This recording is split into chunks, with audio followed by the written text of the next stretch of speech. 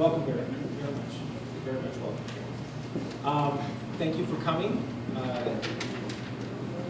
There's only one of you on this at this table right now, so this is going to go just a little differently than when there's multiple people.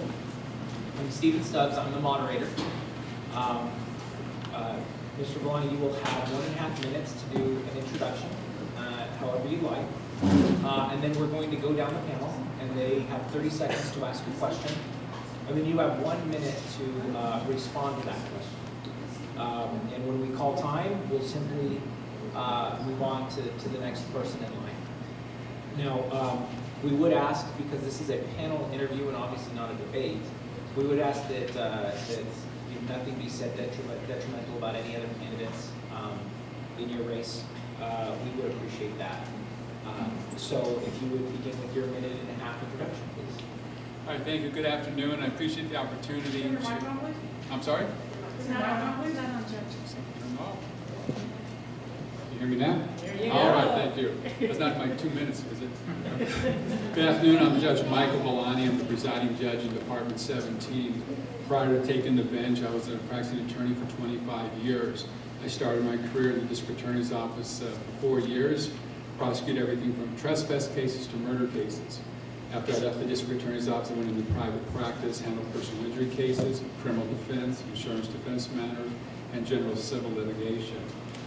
Even though I was in private practice, I volunteered to become an alternate municipal court judge for 2 years. Thereafter, I was a justice of the peace pro tem for 6 years. Also, I was a small claims court referee for 2 years. And during that same time frame, I was appointed by the court system to be part of the Alternative Dispute Resolution Program, where I conducted 357 arbitrations to resolve the cases prior to litigation. And I'm particularly proud of the fact that the State Bar of Nevada appointed me for 6 years to be on the fee dispute committee, which involves situations where clients feel they were overcharged by their attorneys. And also, the last 2 years before I took the bench, I was appointed by the State Bar of Nevada to be on the Southern Nevada Disciplinary Board for when there's allegations against the attorneys for misconduct. And then, like I said, in 2007, I was appointed to the bench. Since being on the bench, I handle both civil and criminal cases. And the first year I was on the bench. Thank you very much. All right, thank you. So we'll start with Ms. Cheryl Gardner. I have no questions for Judge. Okay. Ms. Kim Bosley.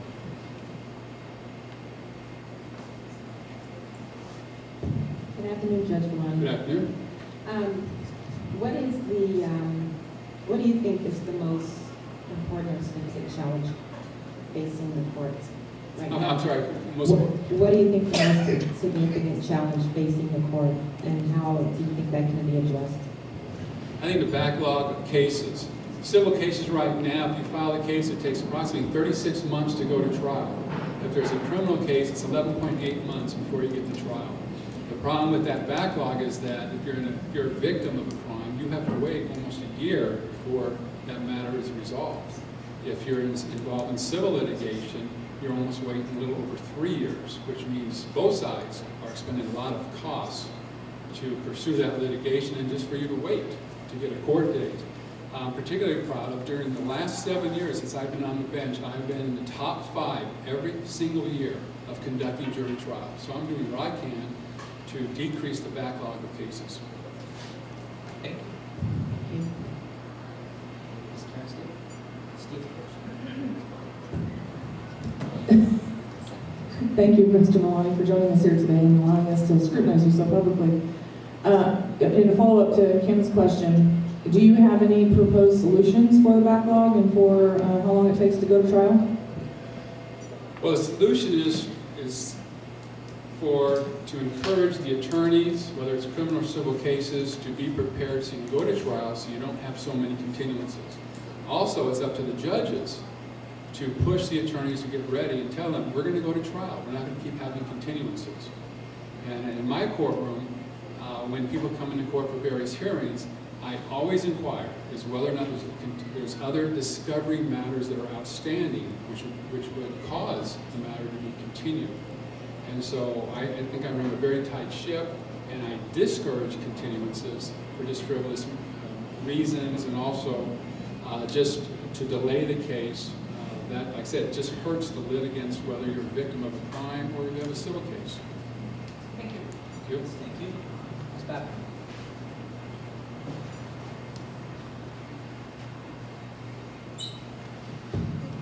As a judge in a transient community, what are some of the challenges faced that you see as judges? I'm sorry, I just couldn't hear. Okay, so as a judge in a transient community, what are some of the challenges that you have as judge here in particular?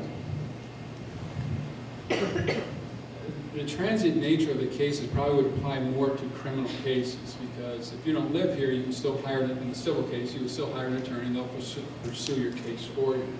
But we see a lot of crimes being committed by transients coming to town, think it's a quick buck to steal from someone. And the problem with that is that a lot of these people will leave town, skip town on their criminal cases. We have to issue bench warrants for their arrest. One of the other things is if you don't live here, if you are convicted of a crime, we have to work on getting you a probation officer in out of state. It's called interstate compact. And that's something that we look at. And so the main thing is, especially in criminal cases, that you skip town. And I don't hesitate to issue a bench warrant for your arrest if you don't show up for your court appearances. Thank you. Ms. Knight?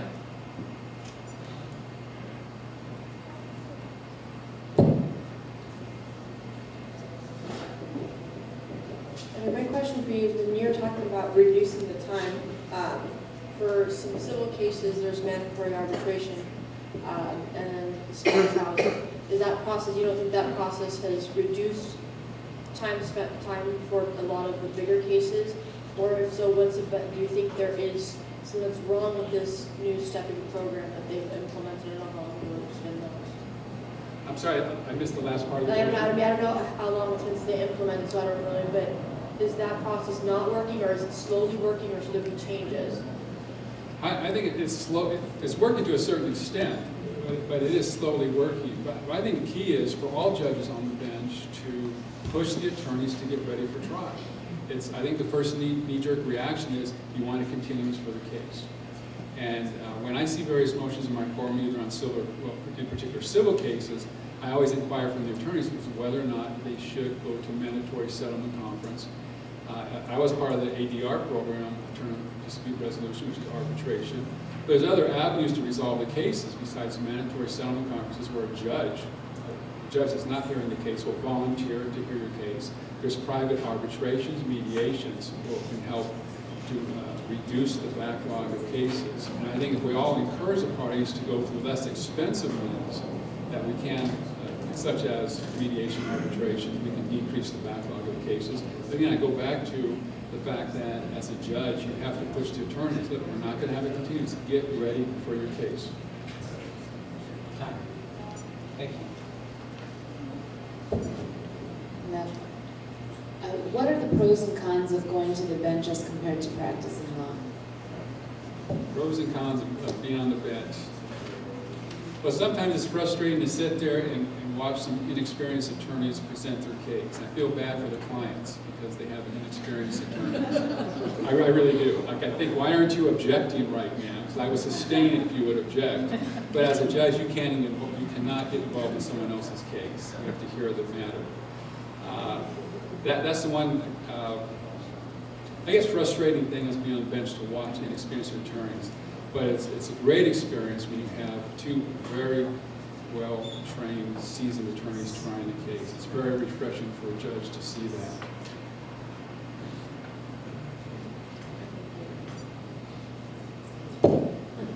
Good afternoon. So as a sitting judge, my question to you is, what is your philosophy on motions for summary judgment and motions to dismiss? Do you typically err on the side of letting everything get to a jury, or do you strictly apply the standard in MSJs and motions to dismiss? Well, when I was a practicing attorney, I felt the judges were afraid to grant motions for summary judgment. And I can tell you this, and it's probably not a popular statement to make, right before I took the bench, two judges sitting on the bench, I don't know if they're still there, I'm not going to mention them, told me that you really shouldn't grant motions for summary judgment because you might irritate the attorneys. Well, there's a standard set forth by the Nevada Supreme Court for granting motions for summary judgment. And I'm not afraid to hold that, and I'm not afraid to grant the motion for summary judgment. I think my first year on the bench, I granted 32 motions for summary judgment. I was appealed on every single one of those, and I was upheld on every single one. I think it was a refreshing, I think it was maybe a shock to the attorneys that I wasn't afraid to grant motions for summary judgment. And certainly in criminal cases, I have granted writs of habeas corpus where there's a problem with the presentation at plenary hearing or the indictment, where the state of Nevada didn't prove their case. And so a judge cannot be afraid to make those tough decisions.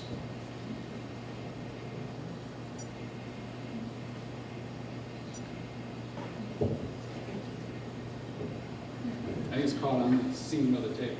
Oh. So I see you did your undergrad in psychology and sociology, and I know that all of the judges are bipartisan and they're expected to make a fair judgment based on their interpretations of law. Do you believe that your background allows you to avoid that cognitive bias of, oh, this is my experience, and so I'm going to go based on my moral compass and what I believe is right, opposed to, okay, this is what it says in the Constitution, this is what I'm going to use as my frame of reference to exercise the law the way it should? Everyone sitting on the bench has obviously their own backgrounds, their own likes, dislikes, and prejudices and biases, but the judge has to do the best they can is to apply the law strictly. I think that's sort of my philosophy, that if you want a legislator, they're in the state assembly, state senate. That's not my job. My job is to interpret the law as set forth by our legislators, and I think I strictly interpret the law. All of us have made some perhaps unpopular decisions by strictly following the law, and I've done that in the past, and I'll continue to do that in the future.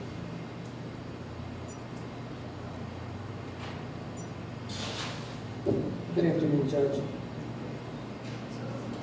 Have you ever, or would you, sanction an attorney for missing a legal deadline?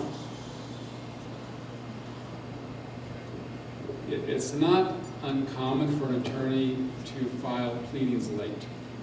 Okay, that happens. Okay,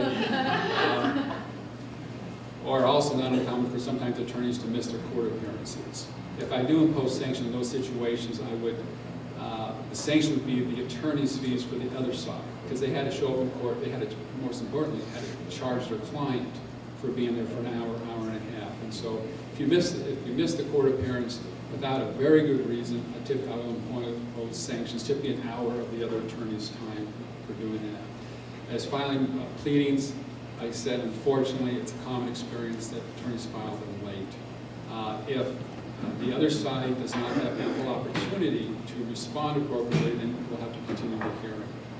I have imposed sanctions a few times on attorneys. It's not something any judge likes to do, but we need to do that in appropriate circumstances. I think the highest sanction I've ever imposed is $1,500 on an attorney. That's time. Good afternoon, Judge. Appreciate you coming here today and opening yourself to the panel. You seem to have a very accomplished record sitting on the bench. What do you do?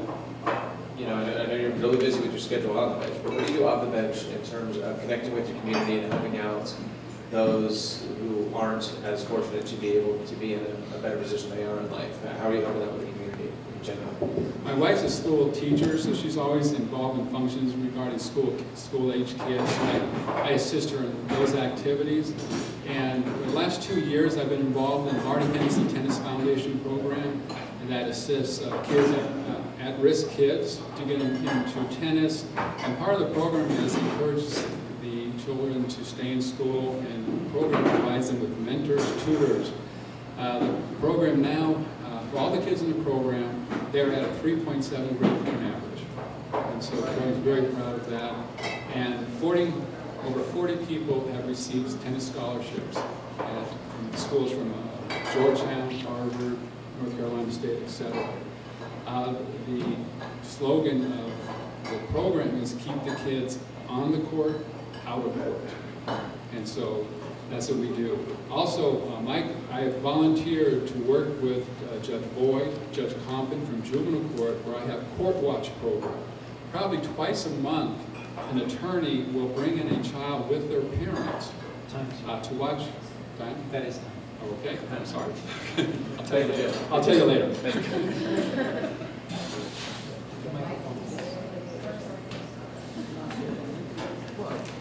Just trying to adhere to the rules. I understand, no problem. You gotta follow the rules. I'm flabbergasted by your caseload. I had no idea. It seems we need more judges, so why don't we have them? Well, just a couple of years ago, the legislators approved, I think, 7 new judges, and they helped out with the civil case load. But we're still over 3 years to get a civil case to trial. It's just because the economy, people moving in our community, we're always going to have more cases. There's an increase in enforcement by our police department. There's an increase our criminal cases, and also part of the economy. People don't have jobs. They get in trouble, the quick fix, selling drugs, stealing from others. So it's a vicious cycle with the economy that more crimes are going to be committed, which means more cases. And also there's more people breaching contracts, getting involved in civil matters, and now you have more civil cases. And so, we could probably take another 20 judges. But we're never going to get the legislature to approve that much money at this point. And that's why I think it's essential that the judges try to decrease at least their own individual backlog on the district court bench. That is time. Judge, thank you so much for being here.